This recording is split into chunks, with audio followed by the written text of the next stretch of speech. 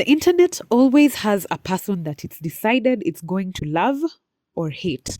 Today we are talking about the hate because that's something that the internet does very well. One person who Kenyan social media users love to hate is none other than famous content creator Azziad Nasenya. She could literally do something as simple as breathing and people would still have something to say. With that being said, welcome to the Raw Pod with me, Renee Were. Let's get real and raw.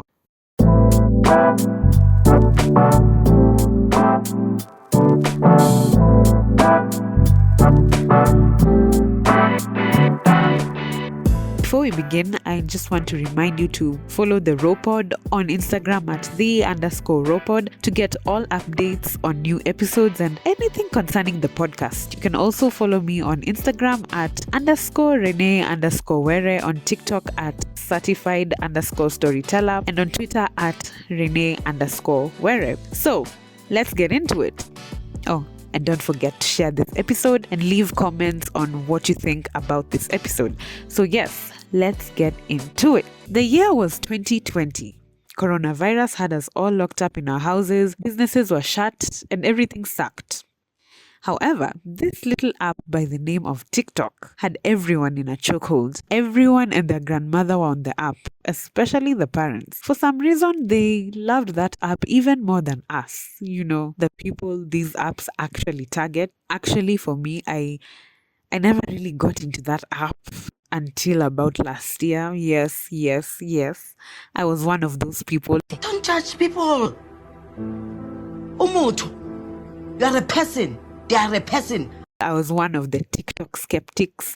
In fact, I was like, give this app a few months and it'll be gone. The hype will die and we'll have forgotten about it. I was one of those people who didn't believe in TikTok, and look at me now. I'm an addict. It's a shame. Anyway, during this time, local rappers Femi One and Major released their popular song Utawezana. The song was an emerging hit among Kenyans and it had started gaining online traction, especially on TikTok through the Utawezana challenge. The whole idea behind the challenge was to basically post a video lip syncing to the song. As usual, Kenyans put their best foot forward, but it was one lady's video that stood out. That lady was Azziad Nasenya, who was, at the time, a relatively unknown TikToker that just posted videos for fun. Little did she know that this would be the video that changed her life. The video was an instant hit that shot Azziad to overnight stardom. And if you remember during that time, you know exactly what I'm talking about when I mean overnight stardom. I remember a cousin of mine showing me his WhatsApp statuses, and nearly all his contacts were just putting Azziad as their WhatsApp status. That's just how much she had captured the attention and the minds of Kenyans during that time. It was crazy. Even though she had become Kenya's sweetheart, like every public figure, she did not fail to attract negativity. As her social media numbers grew, her phone number leaked online, resulting in numerous phone calls and messages from strangers, even after she requested for it not to be reshared. In an interview with well-known director Philip Karanja, whom you may remember as Melvin from the OG Tahidi High Cast, Azziad's manager, Peter Kawa, explains what the situation was like for her. I go and I find her at home after now the trolling started. And she's she had just moved out from her mahali penye alikuwa anategemea wazazi. Now she's alone, and then this happens. Then everyone is trolling and she lives alone, and I find her in a mess with my wife, and I told her, now can I start my management duties? She's like, please, by all means. I take her phone. First of all, her phone you cannot even type. I don't know if you remember that story. Her phone was easy to make her because messages were just coming in. We usually say this and people think it's a joke. There was a time her phone had 50,000 plus messages unread. What? On WhatsApp peke yake. Jesus. And guys keep calling because now her number had leaked. And guys are just calling. And sometimes some of them would even add her to WhatsApp group, and wanamtukana then wanamtoa. Wanamwad kwa WhatsApp group ingine wanamtukana. And then people are now calling on the normal. So she would actually go offline. She would disable her SIM card but still WhatsApp is available. So that people don't get her, but WhatsApp bado zinaingia tu. So I took that phone. Yeah. And now I told her, can I manage? So we found her another phone and another SIM card. Digital creator later revealed that this was one of the hardest moments in her life that almost led her to depression. Luckily, she had a strong support system that enabled her to thrive. 2020 was a massive year for Azziad. She was everywhere. I honestly think if we had a Kenyan events calendar for that year, she would definitely feature alongside Kahush and his dad and those coffin carrying guys. Remember those guys? Yeah, those ones. That was another pandemic of its own. As I said, the bug was clearly chasing Azziad. While us we are busy here chasing the bug, some people just, have the bug chase them. She was landing all sorts of gigs. In 2020, she got a role in the series Selena. I really hope that show is over by now. By the way, if that show is still going on, I don't know. I really hope they wrapped it up. In the same year, Azziad co-hosted Concert Nyumbani, a musical television special that celebrated the heroes who emerged out of the pandemic. The following year, she landed a radio presenting job at Sound City FM, where she hosts the station's breakfast show, What's Up 254. So, let's get into the controversies. What makes Azziad such a hot topic on the internet streets?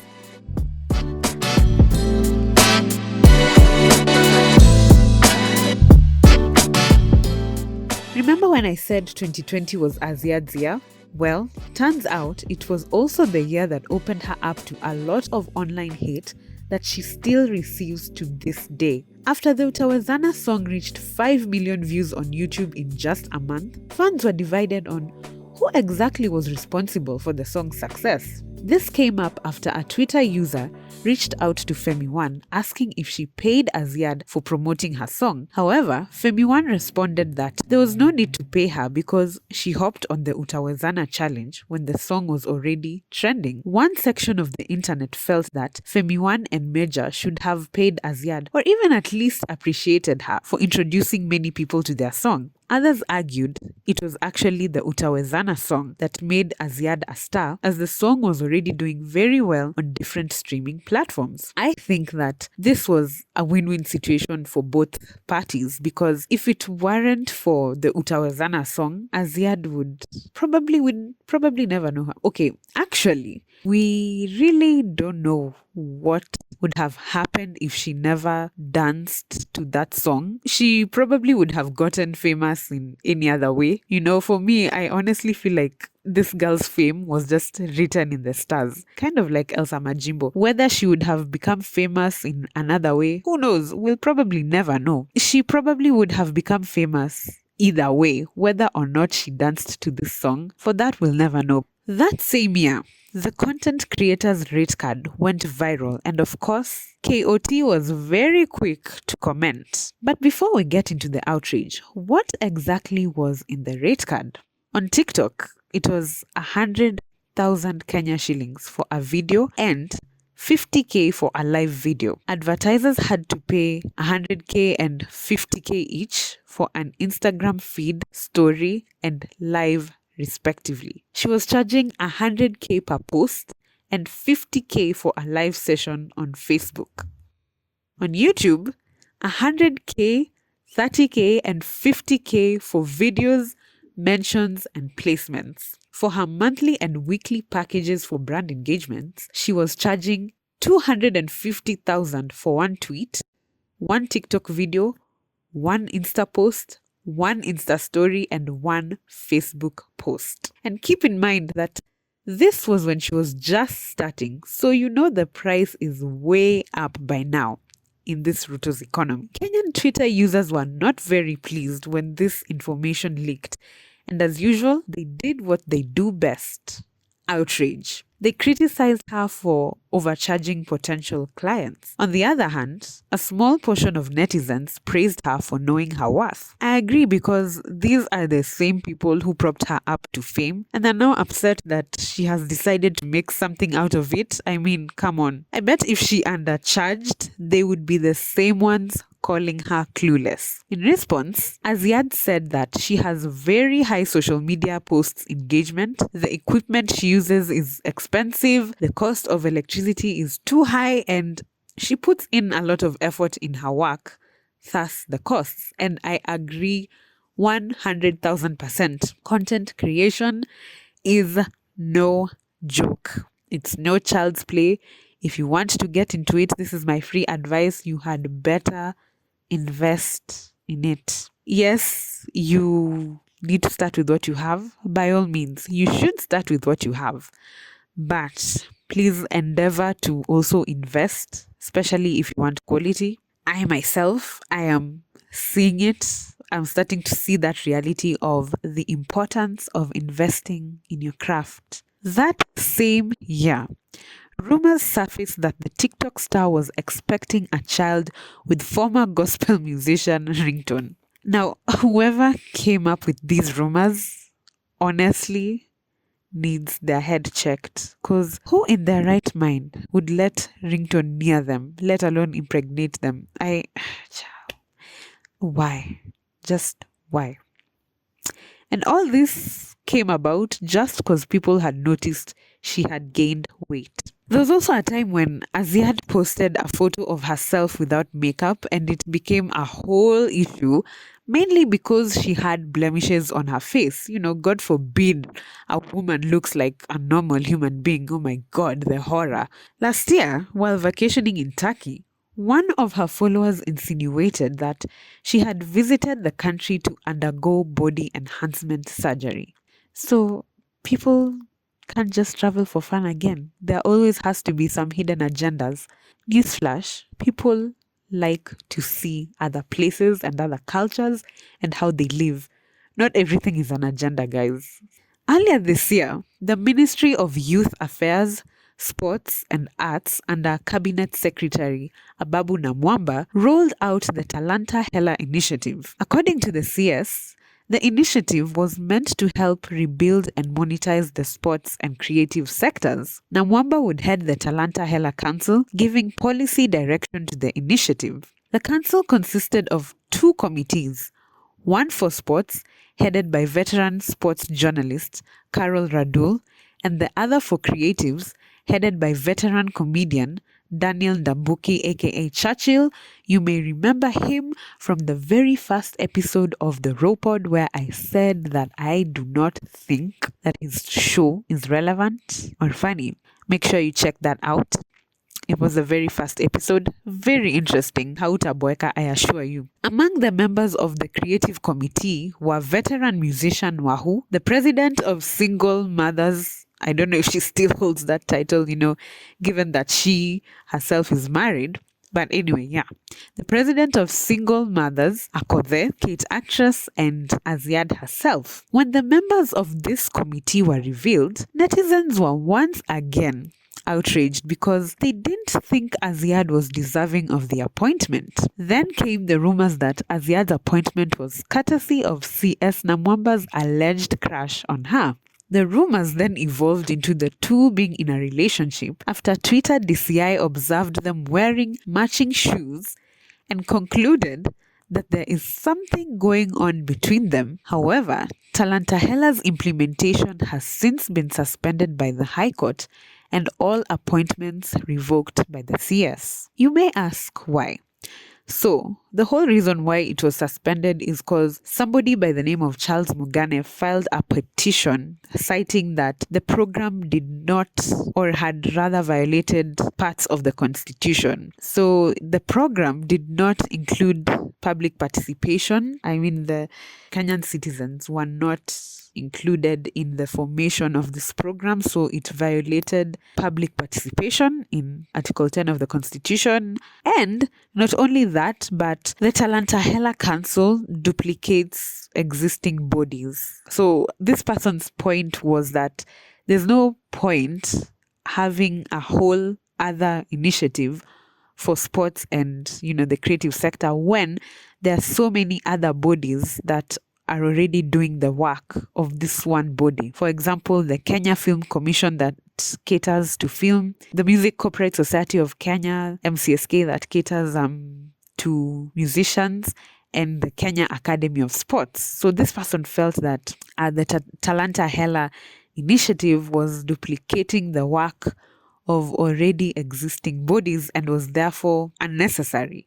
And that's how Talanta Hela basically just stopped existing. But it's only been suspended for 3 years. So after the 3 years are up, there's going to be a hearing. And then from there, we'll know the fate of the Talanta Hela initiative. So on to the next controversial moment. A few weeks ago, the content creator walked out of an interview with Radio Maisha presenter Mwende Masharia after she accused the radio host of disrespecting her. This was after she was questioned about Talanta Hela. According to Azziad, they had agreed not to talk about the subject. However, according to the presenter, her only intention was to inquire whether Azziad's life had been affected by the sudden collapse of the Talanta Hela job. Like clockwork, people reacted to her walking out. While some applauded her for her courage and ability to set boundaries, not too many people were happy with the move. Those who disapproved of her decision felt that she was escaping accountability because the position she was granted was a public office and the citizens had every right to question it. But remember, that's not what Mwende Masharia had in mind. Her intention wasn't to ask about the legality of Talanta Hela, but rather about Azziad's personal feelings. So, how valid really is that argument? Another thing is, why not question the person who made the appointments since they came up with the whole idea? Why are you questioning the person who was granted the appointment? This person did not wake up and just decide, you know what, from today, I am going to be a member of this and that. She was granted that position. So, why should she be the one to answer?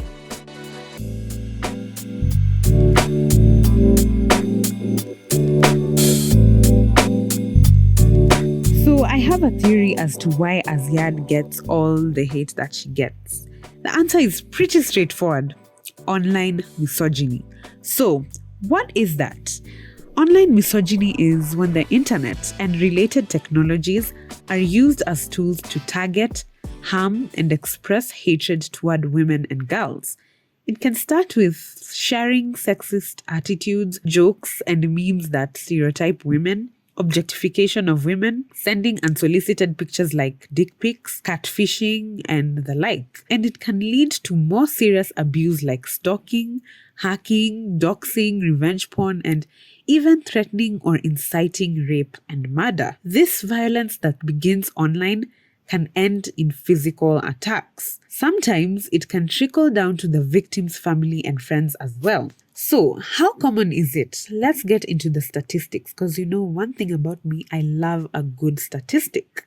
A global study by the Institute of Development Studies suggests that between 16 to 58% of women have experienced online harassment. Another global study by the Economist Intelligence Unit found that 38% of women have had personal experiences of online violence, and 85% of women who spend their time online have witnessed digital violence against other women.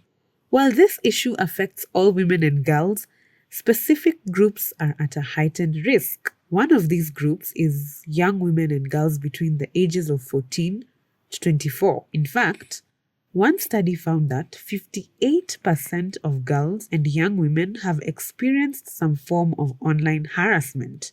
Women who are public figures face increased rates of violence too. And by public figures, this could mean journalists, politicians, celebrities, and activists. And Azziad happens to fall in the two categories I've just mentioned. She is a public figure and she falls between the age bracket of 14 to 24. If you've been following what I've been saying when I was recounting some of her controversial moments, you'll notice a pattern of attacks.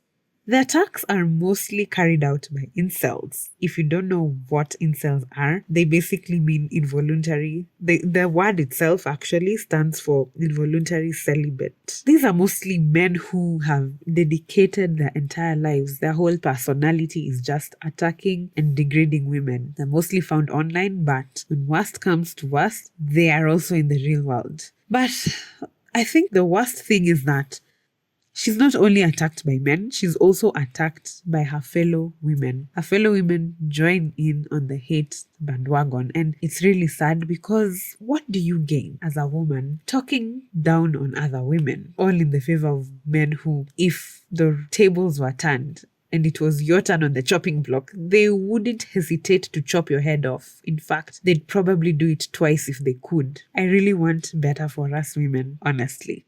Body shaming also seems to be a constant, whether it's comments about her weight gain, traveling to places for body surgery, and how she looks without makeup. It's almost always about how she looks. The many times I have scrolled on Twitter and come across someone tweeting a picture of her and comparing it to a picture of another either female social media influencer or TikToker and saying, choose like for Azziad, retweet for so-and-so. I can't even count. And it's so weird. It is so weird. And then you go to the comments and it's all this nasty comments from people who would never in a million years really have a chance. It's weird.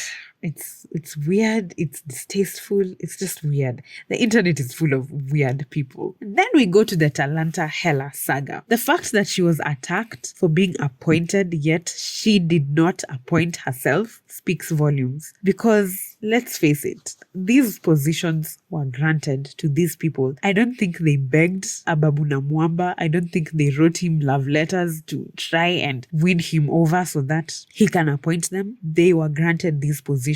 And to make her the face of Talanta Hela, to make her responsible for this entire thing is just silly. Why should she have to answer for what Ababuna Mwamba did? Why should she be responsible? Why should she be the one to be accountable for the whole Talanta Hela initiative? Yes, these are public positions, but why should she be the one to have to answer for everything? In fact, Ababuna Mwamba should be the one to answer. He should be the one telling us why we need the Talanta Hela initiative in the first place, not Azziad. And I feel that it was easy to hate on her because she's an easy target. I mean, she was not the only one appointed. There were other people I just mentioned who were appointed to this council. Why did people come for Ahu? Why did people have anything to say to Kate Actress? Why did people dare say a word to Akode? Because she's an easy target.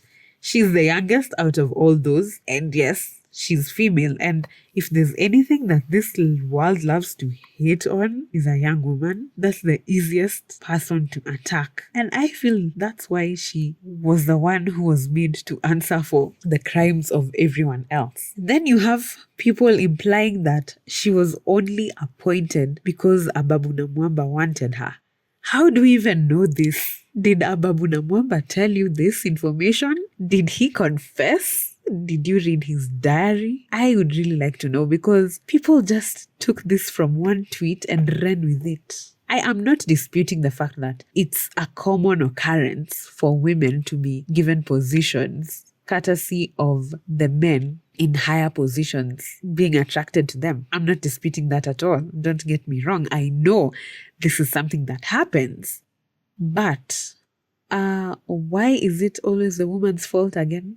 Why should she be responsible? Let's just say that this was indeed the case. Let's say it was true. Why should she be the responsible one? Why should she now be responsible for Ababuna Mwamba's feelings towards her? Why can't Ababuna Mwamba be the one to be reprimanded and be told, hey, stop hiring people because you like them. Hire people based on, their competence. And after all, she is competent. Another thing I saw is people seemed to have a problem about her being appointed. But she is competent. She's qualified. She's a creative. She's a content creator. She has influence. she's qualified. What exactly was the problem? I feel that she was qualified. I mean, you people gave her this fame. You are the ones who are captivated by that video. You propped her up to fame because you liked what you saw clearly and you wanted more, and you showed her that you wanted more. So now that she's now at the top and getting opportunities for that, it's now a problem. Is it insanity? I really need to understand the sense in this because it's not making sense. Is it crack that you full smoke? It almost makes me think that it's like they expected her to fall at some point, or they expected her to fall off or not know how to properly capitalize off the fame. So then now they'd be happy and be like, tulijua, hakangeka. Human beings are actually weird. So my point is, I'm saying this all to say that people need to stop making women responsible and accountable for men's feelings and their actions. And it plays out so perfectly in this whole Talanta thing. And so, what can we conclude from this entire thing? I think that people, especially online incels and their silly little followers and the silly women that rally behind them, need to leave women alone, not only on the internet, but in real life as well, because it's getting weird out here. It's getting real weird. With that being said, thank you so much for listening. Stay tuned for the next episode and let's get real and raw right here on the Raw Pod with me, the one and only Renee Were.